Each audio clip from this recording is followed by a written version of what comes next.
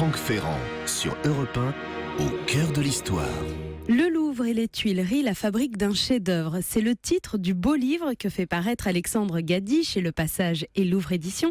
Et je crois que Franck Ferrand l'a beaucoup aimé, ce livre. Bonjour Franck. Bonjour Anissa, bonjour à tous. Nous allons essayer, dans l'heure qui vient, de parler d'autre chose que des événements terribles qui nous ont assaillis. Je dirais juste un mot sur les innombrables témoignages de solidarité qui affluent du monde entier et où paraissent de nombreux, toute une admiration, disons, pour notre culture, pour notre patrimoine. À nous de nous montrer dignes d'une si haute réputation. Il me semble qu'un des meilleurs moyens de se changer les idées, c'est d'ouvrir un beau, si possible même un très beau livre, et de vagabonder au gré de ses textes et de ses planches. Le nouvel ouvrage d'Alexandre Gady, dans la lignée du précédent sur le château de Versailles, est un pur régal. Dire que je vous le recommande est une litote. Grâce à lui, en ce début d'après-midi, nous allons nous mêler aux fantômes du plus grand palais du monde. Et tout à l'heure, à la fin de l'émission, Franck, vous répondrez à la question de Franck sur la répartition des saints dans le calendrier romain. Je vous rassure, Anissa, je n'en suis pas arrivé à me poser moi-même des questions. C'est pas tout à fait ça. C'est aujourd'hui la Sainte Élisabeth et j'en profite pour souhaiter une bonne fête à toutes les Élisabeth qui nous écoutent. Leur joli prénom vient d'un mot hébreu qui signifie Dieu et promesse.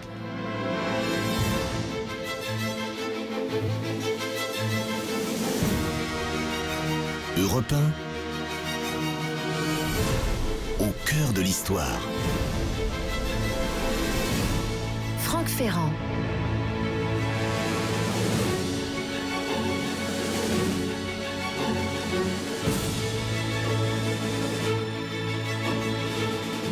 L'entrée de notre civilisation dans la modernité s'est accompagnée d'un grand désenchantement du monde. C'est-à-dire que le magique, l'irrationnel, tout le soufre, tout ça a été balayé, brutalement exclu de notre univers, sorti de notre mental. Le même phénomène s'est emparé des historiens et l'on a vu l'histoire soudain déparée de la plupart de ces légendes et de ces fables. Et pourtant, ces légendes, ces fables sont tenaces. Elles survivent aux marges des livres.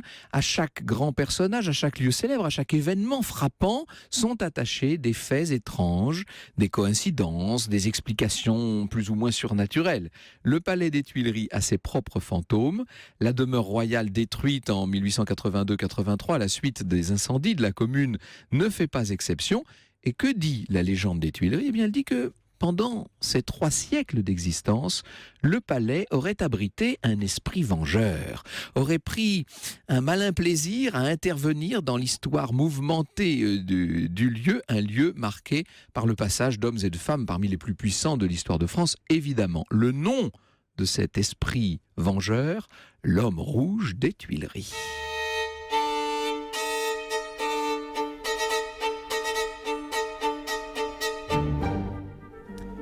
La légende prend sa source à l'époque où Catherine de Médicis fait bâtir le palais. On est autour des années 1560. Un triste soir d'automne, au crépuscule, un dénommé Neuville, diligenté, dit-on, par la reine-mère, est chargé de perpétrer un crime.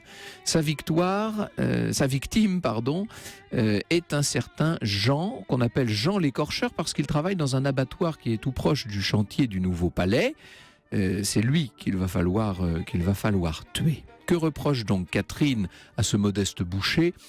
À vrai dire, la légende est floue, plusieurs motifs sont avancés. Pour certains, Jean s'opposerait à la destruction de sa boucherie, de son abattoir, qui avait été rendu nécessaire par les travaux des Tuileries, justement. D'autres avancent que l'homme aurait eu la malchance de surprendre des conversations embarrassantes pour la sombre souveraine. C'est en tout cas l'image qu'on avait d'elle à l'époque où la légende a été colportée au XIXe siècle. Quoi qu'il en soit, une chose est certaine, Jean l'écorcheur doit mourir.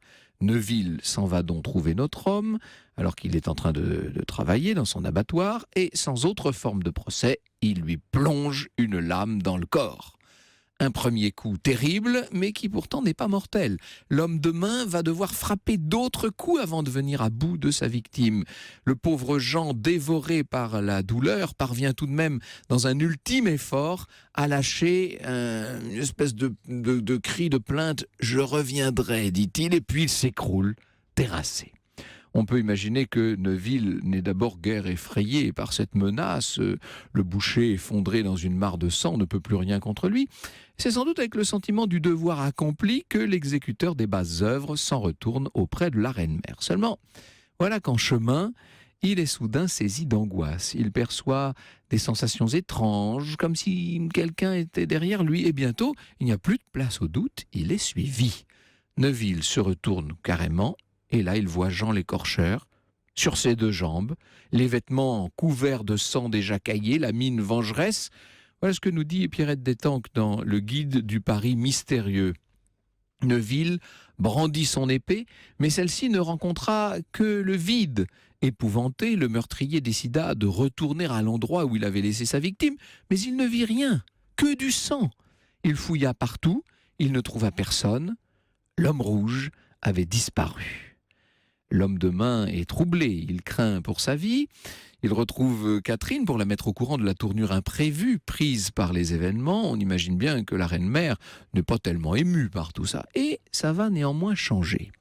Peu de temps après, l'astrologue de la cour, qui est le célèbre Côme Ruggieri, fait part d'une étrange apparition à la reine Catherine. Un fantôme lui a rendu visite. Le spectre, explique-t-il à Catherine, lui a montré que plusieurs occupants des Tuileries seraient à l'avenir victimes de tragiques coups du sort. Quant à elle, à l'en croire, elle ne pourra demeurer aux Tuileries et elle mourra près de Saint-Germain. Il faut préciser que la paroisse du Louvre attenant s'appelle Saint-Germain-l'Auxerrois. Il y a cette fois de quoi glacer les sangs de Catherine qui, c'est bien connu, croit dur comme fer en ce genre d'augure. La reine s'en retourne dans ses appartements et c'est alors qu'elle tombe nez à nez avec le fantôme de l'homme rouge. Dès lors, c'est décidé, elle doit quitter ce palais, n'y plus jamais revenir. La légende veut que désormais la reine-mère ait vécu avec le poids de la prédiction de Côme Ruggieri.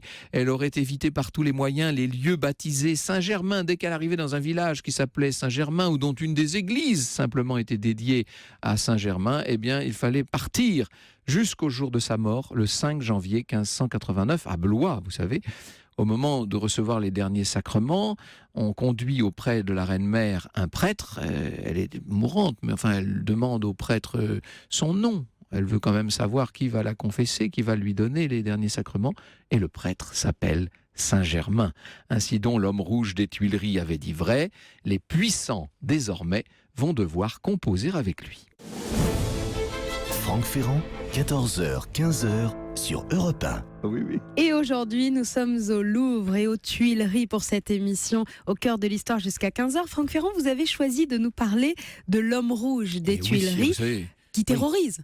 Bien entendu. Et vous savez que les événements les plus rudes, les plus agités de l'histoire sont assez propices à la résurgence des mythes et des légendes. On ne s'étonnera donc pas de retrouver notre homme rouge aux heures troubles de la Révolution française. D'autant moins que le palais des Tuileries est un des lieux clés de cette nouvelle page d'histoire. Depuis les fameuses journées révolutionnaires des 5 et 6 octobre 1789, Louis XVI et Marie-Antoinette, qui ont été ramenés à Paris sous la pression d'une foule d'émeutiers, Louis XVI et Marie-Antoinette ont bon gré mal gré pris leur quartier aux Tuileries. Plus ou moins cloîtrés dans cette prison dorée, ils vont assister, depuis les hautes croisées des Tuileries, à l'étiolement de leur pouvoir, prélude à la chute finale.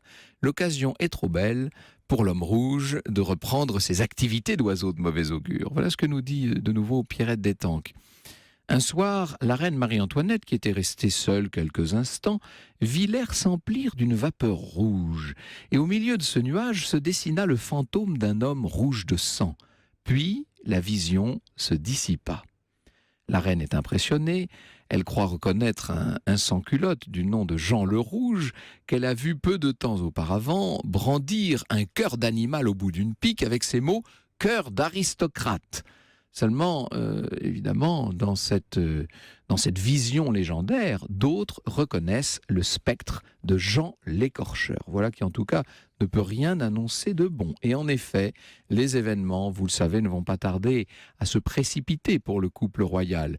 La foule envahira les Tuileries à 2 reprises, en juin 1792 et puis bien sûr dans la célèbre journée du 10 août.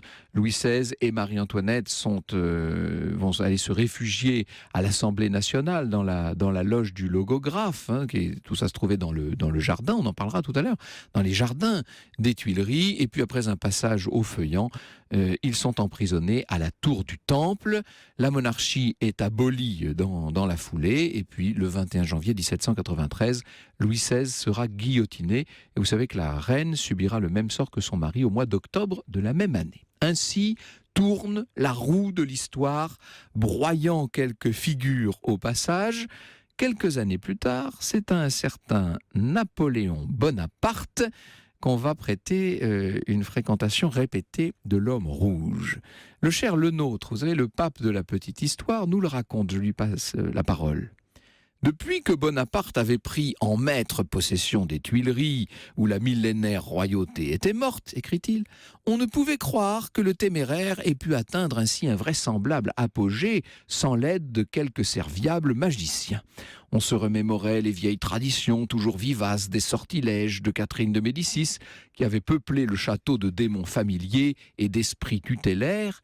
Et c'est ainsi que prit cours la légende du petit homme rouge à la protection duquel Bonaparte aurait dû son extraordinaire fortune. Alors là, vous voyez que le sort s'inverse d'une certaine manière. Pour peu que l'on prête foi au récit de cette rencontre au sommet, c'est lorsqu'il est en Égypte que Bonaparte s'attache les services de l'homme rouge.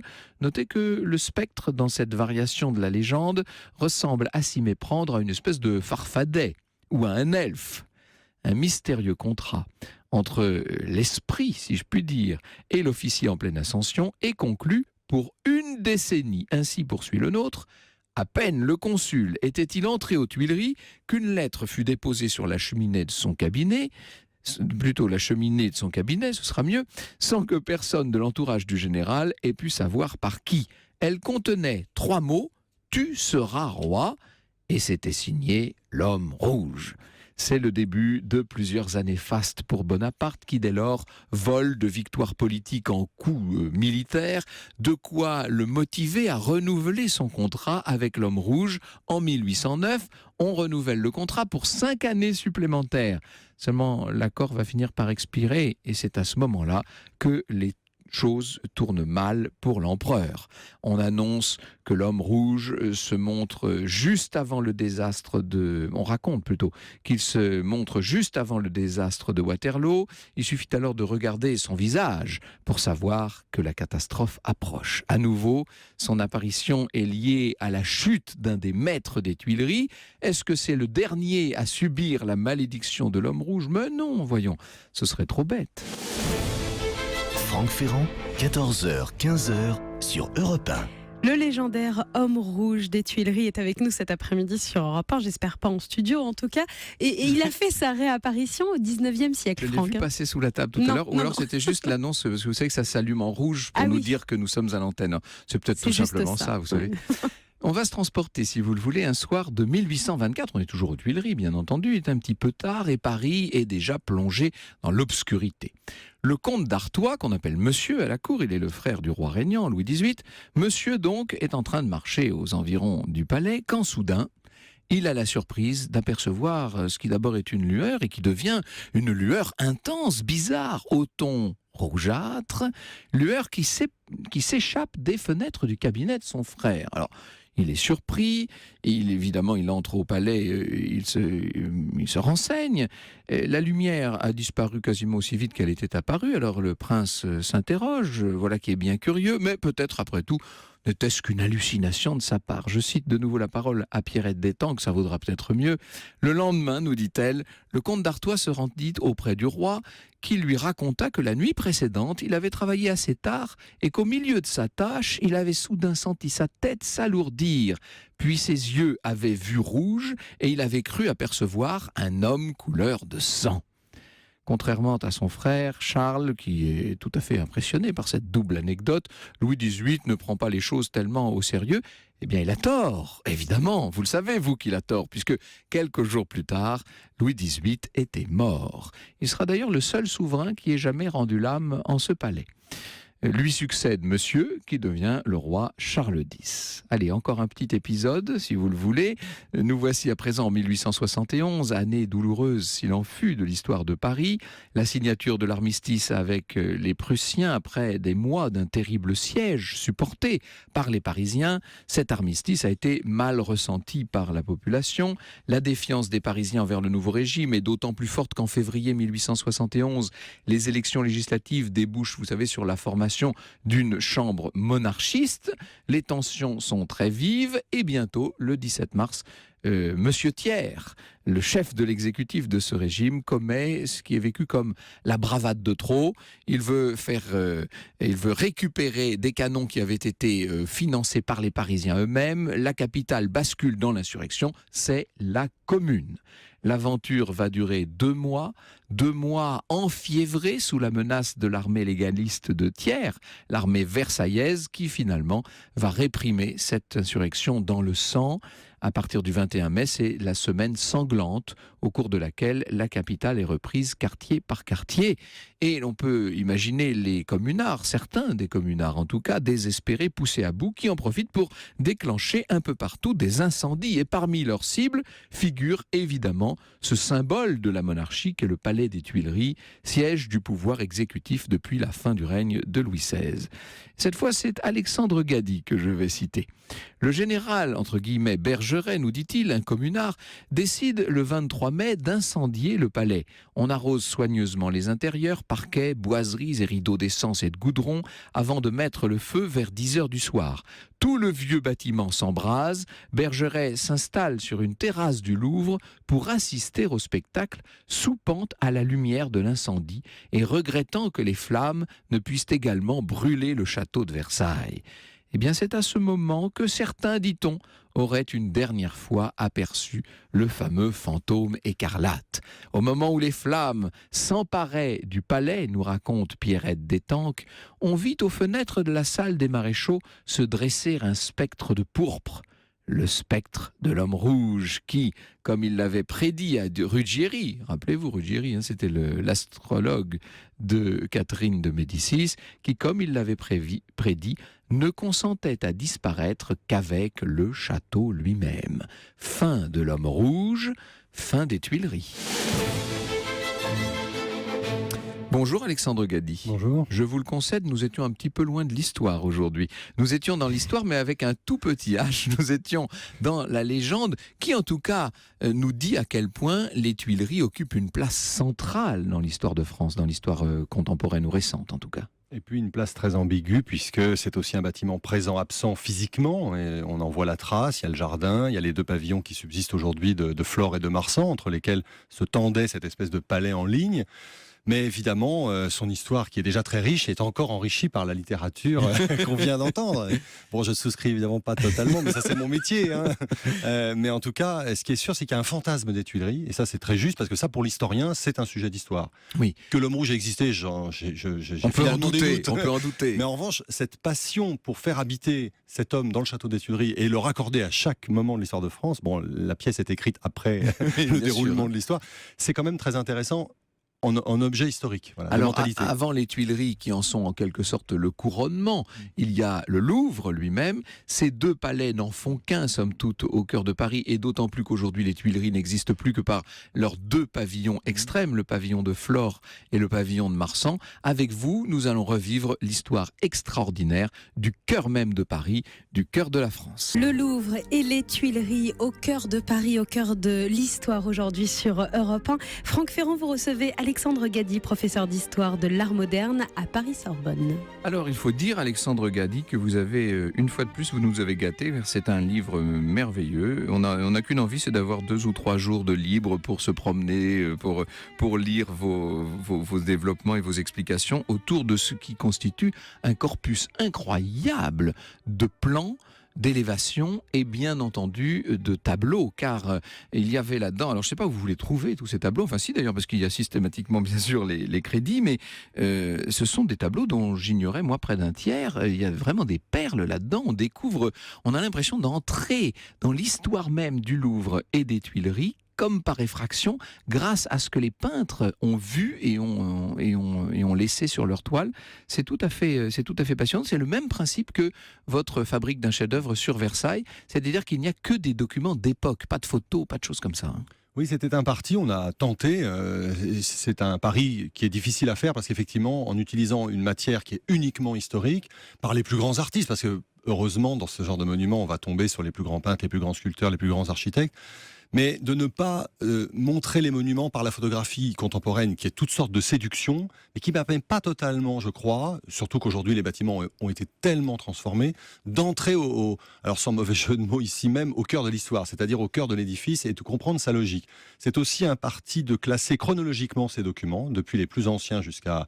Alors là, j'ai fait une petite entorse, je suis allé jusqu'à Paye, évidemment, oui, donc il y a une photo de la pyramide. Il y a une photo. Mais évidemment... C'est l'exception qui confirme la règle. Exactement. Mais l'idée, c'est aussi d'offrir une chronologie parce que après tout, c'est un document contemporain finalement. Tout à fait. Et ce sont des bâtiments quand même tellement difficiles que la chronologie est très efficace. On voit grossir le bébé jusqu'à devenir cette merveilleuse... Ce monstre extraordinaire, monstre voilà. Au meilleur sens du mot. Absolument. La chose que l'on montre au monde entier, c'est vraiment ça. Alors, vous êtes quand même assez elliptique sur la partie médiévale, sur l'ancien donjon, etc., pour passer assez vite à ce qui vous plaît, c'est-à-dire l'architecture classique. Oui, mais je suis elliptique aussi pour une raison. C'est qu'il n'y a pas de documents. C'est qu'il y a très peu de documents. J'ai rassemblé ceux qu'on connaît, qui sont des vues très célèbres, dont celle des Traits régisseurs du duc de Berry. Moi, j'ai été l'élève de mon premier maître, a été l'archéologue qui a fouillé le château fort, Michel Fleury, et donc ce sont pour moi des souvenirs très proches. Mais en même temps, effectivement, c'est un édifice qu'on ne voit pas facilement, qu'on n'approche pas facilement.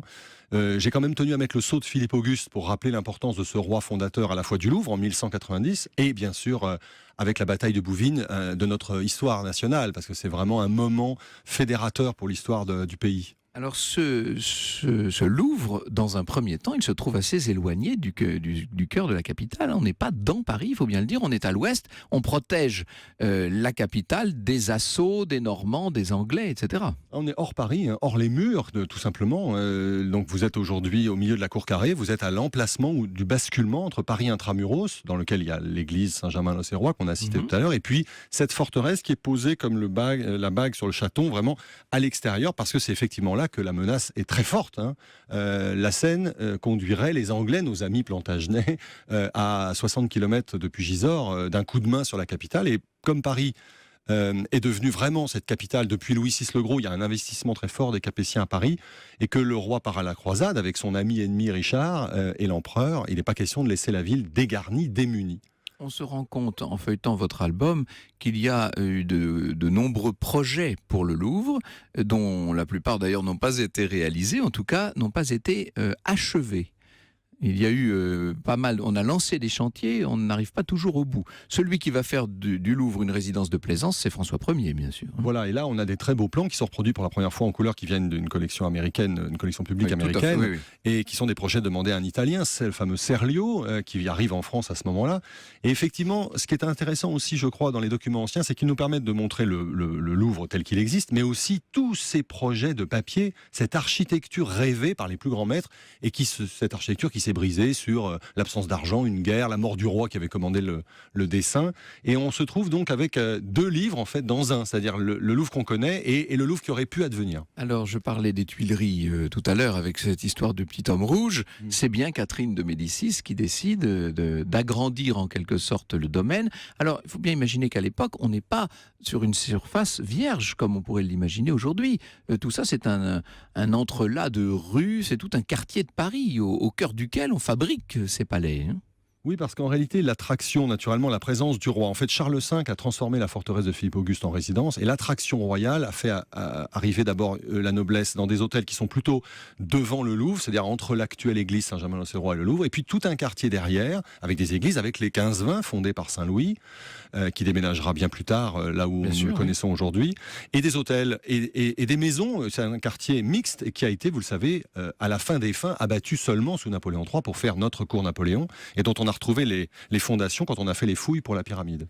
Le palais des Tuileries de Catherine, c'est une bâtisse, mais ce sont aussi des jardins. C'est très important, bien sûr. Et c'est ça le plus beau cadeau de la reine à Paris, parce que c'est vrai que le palais, elle ne l'a jamais... Alors, ce qui contrarie évidemment la légende qu'on racontait tout à l'heure, c'est qu'évidemment, elle n'a jamais mis les pieds dans le bâtiment, qui était une carcasse de pierre sans fenêtre et sans plancher, lorsqu'elle change d'avis. Alors, elle change d'avis, je ne sais pas si c'était à cause de l'homme rouge, mais surtout à cause des guerres civiles, évidemment, les guerres avec les protestants et les catholiques, qui fait qu'elle trouve plus malin de revenir en ville, dans un endroit plus sûr, au pied de Saint-Eustache, mais elle a le temps de faire dessiner cet immense jardin qui est notre jardin, même si le nôtre l'a refait par derrière, c'est l'emprise du jardin de Catherine. Et pour relier l'ancien palais en pleine transformation du Louvre au nouveau palais de la reine Catherine, Henri IV va faire bâtir cette gigantesque galerie du bord de l'eau, dont la vue cavalière est dans la galerie des serres du château de Fontainebleau, et vous nous en montrez là, bien sûr, un cliché. C'est magnifique, c'est impressionnant. C'est vraiment le grand dessin des Bourbons, comme on l'appellera. C'est un projet fantastique, parce qu'Henri IV il se met sur le chantier le lendemain de son entrée à Paris en mars 1594. Et tout le règne, si Ravaillac n'avait pas fait ce qu'il a fait en 1610, tout le règne aurait abouti à construire ce que j'appelle dans le livre une cité royale, un peu comme la cité de Pékin, parce que ça aurait donné au roi de France un palais supérieur à l'empereur, à Charles Quint, à tous ces grands palais du XVIe siècle. On aurait dit d'Henri IV, s'il avait pu vivre un peu plus longtemps, qu'il a été un grand bâtisseur. C'est quand même étonnant, ça. Il l'a été de son vivant, si j'ose dire, et s'il avait vécu plus longtemps, il aurait sans doute aujourd'hui sa statue tout en haut de l'échelle des grands souverains bâtisseurs. Son petit-fils reprendra Son petit-fils Louis XIV, bien sûr. Louis XIV, cet amour de la bâtisse, évidemment. Alors, amour de la bâtisse, et en même temps, c'est avec Louis XIV qu'on va voir le Louvre prendre sa forme définitive, et en même temps perdre sa fonction de résidence royale au cœur de Paris. Oui, c'est l'année Louis XIV, mais il faut reconnaître que, sans verser dans les critiques que Voltaire a faites dès le XVIIIe siècle, Louis XIV, finalement, le caprice versaillais, ce que craignait Colbert, a fini par nuire au Louvre. C'est-à-dire qu'on a fait des grands travaux au Louvre, c'est indéniable, c'est l'architecte Levaux qui les a dirigés, on a fini la cour carrée dans sa forme actuelle, on a lancé la grande ambition du règne face à l'Europe, la façade de la colonnade, avoir la plus belle façade d'architecture d'un palais en Europe. On avait fait venir Bernin pour cela, puis finalement ça n'a pas fonctionné. Et de cet échec de Bernin est sorti le deuxième échec, c'est qu'au fond Louis XIV en a assez de ce chantier qui n'a l'air de pas pouvoir se terminer. Qui s'enlise. Il déménage aux Tuileries, il va habiter 3 années aux Tuileries quand même, il les fait terminer et décorer somptueusement, malheureusement ce décor qui sera brûlé qui sera brûlé à la Commune. À la Commune, et qui servira à Louis XVI, bien sûr.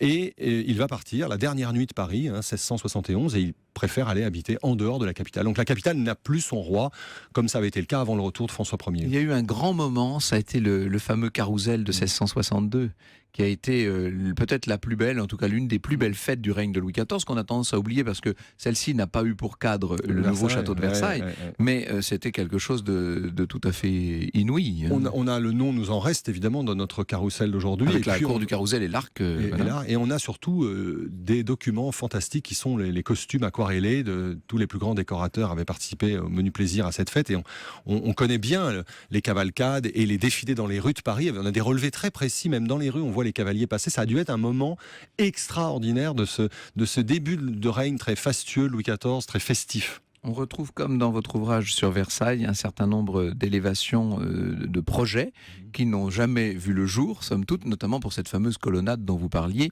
Certains étaient spectaculaires. On regrette presque qu'il n'ait pas abouti. Oui, il y a eu une émulation. Au fond, ça pourrait être considéré comme le premier grand concours d'architecture internationale, puisqu'on a appelé des Italiens. Et puis ensuite, les Français ont dit, attendez, pour le palais du roi de France, on va nous demander à nous. Donc il y a eu un peu de chauvinisme. Bernin est reparti couvert d'or, mais vraiment, son projet a été assez rapidement abandonné. Mais alors, il y a dans cette année 64, 65, 66 des projets dont certains sont, on peut peut-être oser le mot ici, complètement délirants. Mais c'est intéressant, ce stimulus. Colbert a dit, il nous faut la plus belle façade, et tout le monde y a été de son projet. Alors je ne les ai pas tous mis parce que ça ferait un livre en soi, mais il est clair qu'il y a un moment de l'histoire de l'architecture ici. Entre parenthèses, c'est la clé d'une énigme que vous évoquiez dans le précédent volume.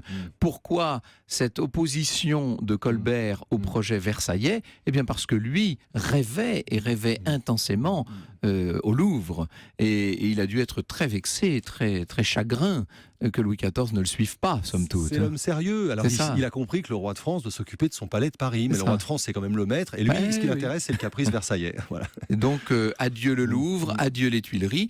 On aurait pu imaginer que désormais ces deux palais qui n'en font qu'un, encore une fois au cœur même de Paris, que ces deux palais disparaissent ou en tout cas ne soient plus jamais occupés. C'était oublier que le vent de l'histoire tourne parfois et va ramener la famille royale aux Tuileries. Franck Ferrand, 14h, 15h sur Europe 1. Le Louvre et les Tuileries jusqu'à 15h sur Europe 1 au cœur de l'histoire avec vous Franck Ferrand et votre invité. Vous recevez Alexandre Gady, professeur d'histoire de l'art moderne à Paris-Sorbonne. Oui, Alexandre Gady qui nous montre à quel point la chance du Louvre et des Tuileries, c'était l'éclipse de Versailles. Ça a marché à chaque fois, et notamment à la mort du grand roi en 1715. On va installer, quand je dis on, c'est le régent, on va installer le petit Louis XV aux Tuileries. Il y a d'ailleurs un tableau de Duménil qui se trouve aux Pays-Bas, en fait, que je ne connaissais pas, qui est incroyable, qui nous fait entrer dans par la petite porte dans une audience que donne le tout petit roi. C'est encore un enfant, on dirait une réduction, un modèle réduit, si je puis dire. Il est en train de recevoir un ambassadeur. Oui, la Régence revient à Paris et c'est le grand moment qui lance le siècle des Lumières pour la vie parisienne en fait. Le régent habite chez lui au Palais Royal, il n'a pas l'intention d'aller déménager à Versailles. Du tout. Et on ramène après un passage à Vincennes pour le mois de la fin de l'année 2015, de 1715. On ramène le petit roi, on l'amène, il n'est jamais venu au fond. Petit roi Louis XV. Il a 5 ans dans ce vieux château qu'il faut remeubler un peu en catastrophe. Travaux d'aménagement dans le jardin, embellissement, on prend des statues de Marly parce qu'il n'y a pas d'argent. La France est ruinée par les guerres de Louis XIV, donc on déménage des marbres de Marly pour les mettre sur la terrasse des Tuileries. Certains sont maintenant dans les collections nationales au musée même du Louvre. Et il y a 6 années là de grande affluence, et c'est ce qui va frapper dans ces tableaux que vous évoquiez, les contemporains, c'est bien sûr les ambassades. Et alors l'ambassade la plus extraordinaire, c'est Mehmet Efendi. Alors là, on est dans 1719, les lettres persanes, donc il y a un exotisme, tout ça va donner du souffle à l'histoire des Tuileries. Et puis Louis XV fait quand même, d'accord avec le régent, le choix de repartir en 1722 à Versailles, et donc le Louvre retombe dans une espèce de léthargie royale. Et alors cette léthargie ne va être meublée qu'à grand-peine par les académies qu'on installe dans le Louvre. Oui, il y a une formule très belle de Marcus Maroli que je cite qui appelle ça c'est la grande chaumière de la monarchie. C'est ça, donc, très joli. Il faut peut-être rappeler qu'Henri IV a fait une autre chose extraordinaire pour le Louvre, c'est qu'il avait installé au rez-de-chaussée de la Grande Galerie, la fameuse Grande Galerie la plus grande d'Europe qu'il avait fait construire le long de l'eau, des artistes protégés avec ateliers et appartements. Donc au fond, le Louvre accueille des artistes contemporains qui sont chez eux dès 1608. Et c'est là que commence vraiment une histoire très forte entre le Louvre et les arts, parce que bien sûr, dans un palais royal, il y a des collections et des artistes officiels, mais là, il y a maintenant même des logements d'artistes et des lieux de création. Et la monarchie va remplir le vide qu'elle a laissé dans le palais avec les académies, qui avaient été un moment au Palais Royal. Alors l'Académie française, la première qui va venir, il y a un tableau de Wass qui montre son installation, à Brest. Il y a évidemment l'Académie d'architecture, qui est à l'époque distincte de l'Académie de peinture et de sculpture. Et tout ce petit monde se partage, au fond, les appartements royaux, avec aussi des parasites brevetés, qui une chambre, qui 2 pièces, qui une soupente. Parasites brevetés, j'aime bien. Qui arrive à remplir le palais à tel point qu'on a des départs d'incendie, que c'est la grande peur de la monarchie au fond que le palais brûle par accident. Oui. Ce palais, il est un petit peu abandonné, il faut bien le dire. On a construit dessus, autour. Il va même falloir finir par dégager la colonnade parce qu'elle a été, elle n'est même pas visible entièrement. Oui, qui croira que ce grand chef-d'œuvre que Louis XIV avait voulu jeter à la face de l'Europe, il est parti à Versailles en le laissant non seulement inachevé, mais même pas dégagé. Les maisons arrivent à 2-3 mètres. Incroyable. Et en fait, on a vu la colonnade telle que nous la connaissons seulement dans les années 1770, parce que Louis XV, bousculé par l'opinion publique, qui pleure c'est l'ombre du grand Colbert de la Font de Saint-Étienne, dit au roi, mais enfin, achevez ce Louvre, dans une espèce d'idée aussi qui me touche beaucoup par rapport au propos du livre, qui est aussi une histoire politique de la France, que le Louvre représente, dit la Font de Saint-Étienne, le portrait de la nation. Comme si déjà, ce qu'il est un peu aujourd'hui, le Louvre incarnait la France, aussi bien pour nous qu'à l'étranger. Et dès avant que Louis XVI ne revienne, par la force des choses, s'installer aux Tuileries pour passer les dernières années de sa vie, on décide d'ouvrir un musée dans le Louvre.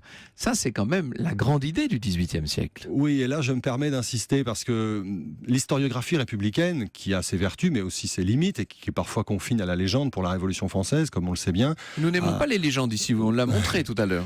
On fabriquait donc le fameux mythe du musée créé par la Révolution pour le peuple, parce qu'au fond, ça paraissait logique que le palais des rois vidé des tyrans soit rempli par les œuvres d'art qu'on leur avait confisquées pour l'offrir au peuple. C'est un schéma idéologique qui fonctionne pas vraiment parce que en fait c'est Louis XVI. C'est Louis XVI qui a eu l'idée du musée. C'est un jeune roi qui monte sur le trône. Alors nous savons la fin de l'histoire. C'est un homme qui n'a pas beaucoup de chance, comme on le sait. Il a la guigne même, on peut le dire. Là, c'est pas tout à fait de la grande histoire, mais ça se remarque assez bien. Et pourtant, il a 21 ans et en 1775, il annule le projet que son grand-père Louis XV avait fait d'installer la bibliothèque royale, donc notre bibliothèque nationale, dans le Louvre. Et il dit non, on va faire un muséum royal. Il en confie la tâche et l'exécution à Dangivillers. Et on va passer tout le règne jusqu'à 1789, année où on inaugure le premier éclairage zénithal, à discuter de comment faire, où sera l'entrée, on refait l'escalier, comment on accroche les tableaux, quels tableaux, on déménage les plans reliefs de la Grande Galerie, c'est pour ça qu'ils sont aujourd'hui dans les greniers des Invalides, c'est Louis XVI qui les a envoyés en 1777, et tout était prêt, on achète des centaines de tableaux pour compléter les collections royales qui ne sont pas complètes, on nomme un conservateur avant vivant de nom, c'est Hubert Robert, et puis la Révolution survient, et au fond Louis XVI assiste à l'inachèvement de son projet, mais tout était tellement bien préparé que les révolutionnaires ont ouvert le musée en quelques mois. Oui, ça a été assez vite après, bien sûr. C'est pas un hasard, hein, ils ont pu le faire parce que le musée avait été préparé. Donc je crois qu'il faut rendre hommage à Louis XVI sur ce plan-là.